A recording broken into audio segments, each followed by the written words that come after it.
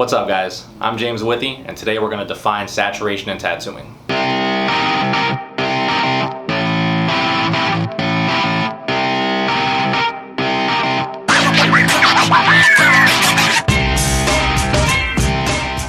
Alright, so today we are going to talk about a key concept in tattooing.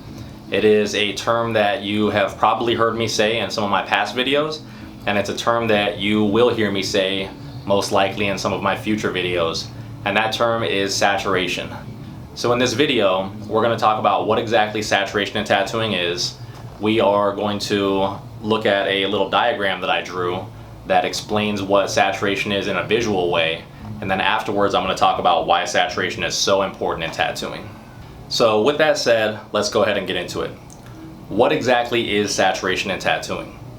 If I were allowed only one or two sentences, I would say that basically saturation in tattooing means it refers to how densely pigment particles are packed in the skin. It refers to how solid the ink looks in the skin. But that definition, just in one or two sentences, really doesn't do it justice. I feel like it needs to be explained in more detail. So the analogy that I'm going to use to kind of explain this is the analogy that refers to a painting style called Pointillism. So if you guys have never heard of Pointillism before in art, go ahead and Google Pointillism and look at some of the paintings that are created in that style. What you'll see is a bunch of paintings that are basically comprised of only dots. They're basically just little pock marks on a painting, a whole bunch of them that end up kind of coagulating together to make it so the viewer can recognize what they're looking at once they're strategically placed in the right spots. Now, the reason I'm talking about it is because tattooing is very similar to what Pointillism is. It's basically just like another form of Pointillism but in the skin. And the reason I say that is because when the tattoo artist tattoos you with a needle, that needle, every single time that it strikes your skin, is creating more dots in the skin. You know, there's no real brush strokes in tattooing. There's only things that look like brush strokes and only things that look like they're airbrushed and only things that look like outlines, because there's a fuckload of dots in the skin that are packed in a specific strategic way to give the illusion of the appearance that the tattoo actually has to the viewer, when really it's just a whole bunch of fucking dots.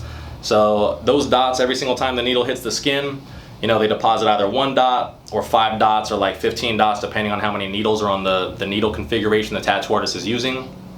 But the concept remains the same. It's a bunch of dots. It really is just Pointillism. And what saturation refers to is how closely or how densely those dots are packed together. How densely those dots are packed together will affect the appearance of the tattoo or any element of the tattoo very greatly, because the closer they are packed together, the less the dots become apparent and they actually start kind of like melding together in the eyes of the viewer and just looking more like a solid patch of color or black or something like that. So this is why saturation is so important, is because if you have a very low amount of saturation, then the dots look like they're very spread out and the tattoo looks more textured. If you have a very high amount of saturation, then the tattoo ends up looking a lot more solid. And that's pretty hard to like describe with words, but luckily I had the idea to put together like a little illustration right here, and I drew it up on my iPad Pro, and I'm gonna show it to you right now so that we can demonstrate the concept of saturation visually. Okay, so what you're looking at right here is an illustration, like I said, that I made to demonstrate visually what the concept of saturation is. So what this is comprised of is a tan background and 6 squares that are oriented in 2 rows of 3. Now, what I want you to do is just pay attention to the top row, the row with the black squares. The one on the left represents a tattoo that has very low saturation. Now you can see there's only a few dots, they're scattered apart, they're not very dense. And one important thing that's worth noting is that if I removed the black outline from this top left square that represents low saturation, that black square outline, if I took that away, you wouldn't even be able to tell that the dots that are in that square actually made up and comprised a square, because the saturation is so low. Okay, so now go ahead and look at the middle black square, the one that's on the top in the middle. This is what I like to call half saturation in tattooing. And the reason why is because 50% of that square is occupied by black dots, and the other 50% of that square is still occupied by empty skin. So this one right here, if I took away that black outline, that's a square on the outside of it, you would still be able to tell that it's a square because it has a decent amount of saturation. Now, what I want you to do is look at the square that's on the right, the top right square, the black one. This square is solid black, and this is what I call full saturation. So basically, if you were to think about it in terms of tattooing, the stabs from the needle have deposited so many dots in such a dense way that now you can no longer see the dots, and it looks like it's totally solid black. Makes sense, right? So right about now you guys are probably thinking, well, what the fuck are the yellow squares there for then? The reason I put the yellow squares there is because a lot of people have the misconception that the more saturated something is in tattooing, the darker it gets. But that's only because most of the colors that we put in your skin during tattooing are darker than your skin tone. Now, if you have a light color, like a cream color, like how this one is right here, and you pack that into tan skin, it's actually going to end up lighter than what the skin tone is if you fully saturate it. So I put those yellow squares there at the bottom just to demonstrate that saturation doesn't always mean that something's going to get darker. It just means that it's going to get more solid. So now that I've showed you guys my little visual representation of how saturation works, let's go ahead and start getting into why saturation is so important in tattooing. Now, probably the first thing that sticks out to me is that good line work needs to be fully saturated. And the reason for that is because if your tattoo has outlines in it, there are many different degrees to how saturated those outlines can be. If they are fully saturated, they're going to be solid black, and they're going to look fantastic and heal well, as long as they're not overworked, and they're going to last for a very long time. Now, if your line work is undersaturated, what's going to happen is it's not going to look solid black, and it's going to have little rake marks in it where you can see little mini lines within the line that each individual needle created while the tattoo artist was dragging it over your skin. That brings me to my next point. Good saturation in tattooing is going to eliminate the scratchy or textured marks that are left behind by the needle when it's dragged across the skin. So we've all seen tattoos that kind of suck, where they have like a bunch of unorganized or messy looking scratchy marks on them. And there's a lot of different factors that can cause that. Maybe the tattoo artist wasn't distributing the dots evenly enough by moving his hand fast enough, or maybe he didn't saturate it quite enough because he just didn't go over it enough, or maybe both.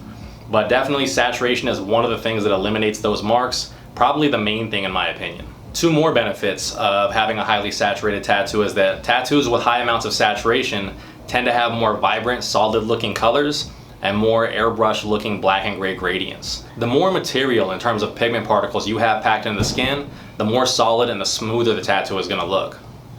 I cannot stress enough how important saturation is in tattooing. I would go as far to say that if a tattoo doesn't have a high amount of saturation, it's probably not a good tattoo. Now, there are going to be exceptions to this. There's always a flip side to whatever coin. But I would say that maybe like 99% of good tattoos are going to have at least one element fully saturated, whether that element is the line work or if it's the shading, the coloring, whatever. So if you have a tattoo that is undersaturated, basically what it's going to lack is longevity and legibility. The reason it will lack longevity is because when tattoos age, your body naturally processes some of the ink and breaks the pigment particles down that are in your tattoo, and those pigment particles pass through the bloodstream and then out of your urine and out of your body forever. Now, if you have a highly saturated tattoo, those pigment particles are going to be more densely packed together in that area of the skin, so when your body's processing them and getting rid of them, you still have quite a bit of pigment still left in the skin for a pretty long time, even while that's happening. In terms of legibility, your tattoo, if it's very low amounts of saturation, it's probably not going to be very legible for the same reason that I described earlier when I was showing you guys the illustration and I told you to go ahead and look at the box on the left and imagine if I would have took the outline away from the box on the left, you wouldn't be able to tell that it's a square anymore because the saturation is so low and it doesn't have that fully saturated outline around it defining it as a square. So if you want your tattoo to be legible, it's going to have some sort of outlines or some sort of edges in it, and those edges are going to be comprised of areas that are more densely packed together, and that means that it has a high level of saturation. So before I wrap up the video, I'm going to show you guys a couple of pictures of tattoos that I did that kind of illustrate some of the concepts that we've talked about in terms of saturation here today. So the first one I'm going to pull up is going to be a Medusa tattoo that I did maybe like a year and a half ago. And this is like an illustrative tattoo. I don't know, maybe it's new school, maybe it's neo-traditional. Really hard to define what style it is. But it's basically just a Medusa head and it's got snakes and shit coming out of her hair. And it's an illustrative tattoo that looks like a drawing. It's not meant to be realistic. This tattoo, I have regrets about it as far as things that I would have done differently, just like I do with any tattoo that I've done.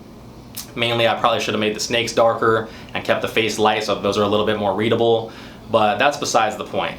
This tattoo is a good example of a tattoo that has a low amount of saturation in the shading. So if you look at the shading, there's a lot of empty skin in it. But the reason why it's still a good tattoo and still looks pretty good and holds up in terms of legibility is because it has solid line work. So those lines are fully saturated, those are very black lines, and that tattoo is going to be legible, it's going to last long because it has a lot of pigment particles packed in those outlines, and overall it's a pretty good tattoo even though it's slightly undersaturated. So this next tattoo that I'm going to show you guys is a tattoo that I did of Frankenstein on the inner forearm. If you look at this tattoo, you'll notice that it is a very highly saturated black and gray tattoo. And a lot of people, you know, if you're not familiar with black and gray tattoos, you might be thinking, why the fuck is it so red?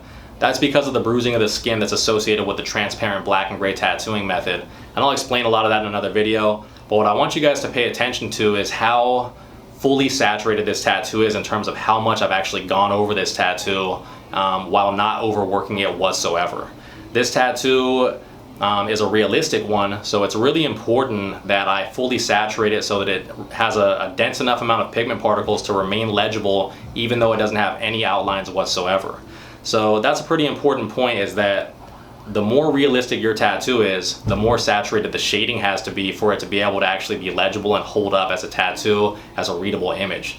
If your tattoo is illustrative, you can bend the rules a little bit more and you can saturate things less while still keeping them legible because you're selectively using outlines to make sure that the tattoo holds its form in terms of being recognizable by the viewer. Now what I'm going to pull up right now is the healed picture of the Frankenstein so you guys can see what it looked like after it healed up. And like I said, those fully saturated areas with the gray wash, the redness has totally gone away, and everything looks really airbrushed and powdery smooth. And the reason that it looks that way is because it had such a high amount of saturation at the time of its application. I just wanted to show you those tattoos so you would have like a little bit of a visual aid in terms of like what this concept is that I'm talking about.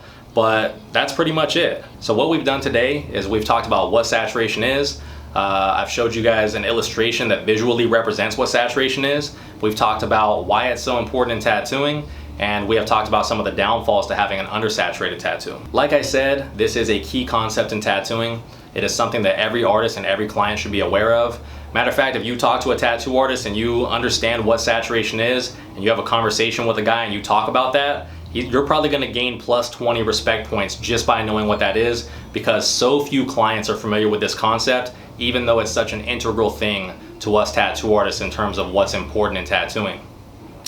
If you guys liked the video, please hit the like button below. Leave comments if you have extra questions for me. I'm going to try to get a new video out pretty soon for you guys. A lot of new content, some more instructional stuff. Probably going to start introducing vlogs soon, so exciting stuff coming up. Stay tuned. We'll see you next time.